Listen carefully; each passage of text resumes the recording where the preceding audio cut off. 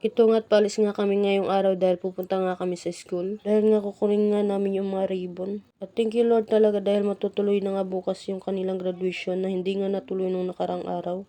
At dandan nga pala kami tumawid dito dahil nga madulas. At nung nakuha na nga namin ay umuwi na kaagad kami. At tignan nyo naman yung aking anak at yung aking pamangkin ay tinuturuan pa nga itong aking pamangkin kung paano nga magsayaw. Hindi ko nga din maintindihan kung anong klaseng sayaw yan nung tinuron sa aking pamangkin. At habang naglalaro nga sila ay sinimulan ko na nga yung aking paglalaba. Ito nga pala yung mga labahin ko nga nung nakababad pa nung nakarang araw. At nalaban ko na nga pala kagabi yung iba. At pagkatapos ko nga sabunan yung mga damit ay naalala ko nga pala na wala pa pala kami sinayang. At ito naman nung dalawa ay nagbibideo nga pala ng mga oras na to. At dala-dala nga yung aking cellphone at ang sabi nga ng aking bunso dyan ay magpapalit nga daw siya ng damit. At inabot na nga ako ng hapon sa paglalaba kasi nga napakarami nga ng aking nilabhan. At ito na nga nagluluto na nga ako ng hapunan namin at ang niluto ko nga pala ay munggo. At hinaluan ko nga din pala yun na malunggay na may making nga. At ito nga medyo nagabihan na nga kami sa pagkain kasi nga ang tagal nga lutuin ng munggo. Nagugas na pala ako ng plato at nagplansya na din ako para susuotin namin bukas. Hanggang dito na lang, paalam.